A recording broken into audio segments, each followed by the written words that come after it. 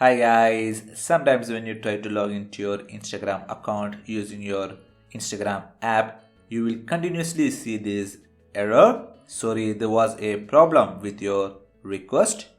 So in this video, I'm going to show you how you can easily fix that issue. Let's go.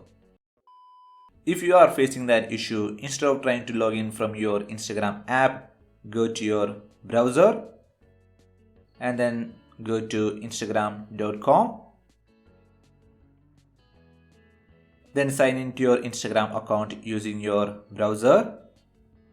After the sign in, they may ask some verification code that's sent to your email ID or your phone number. After that, you can successfully log into your Instagram account.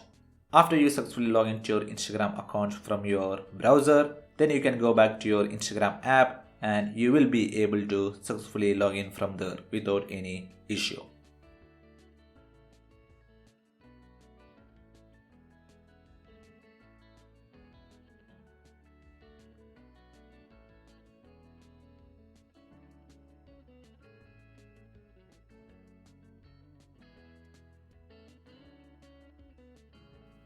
So I hope this is helpful for you guys and see you guys on the next video.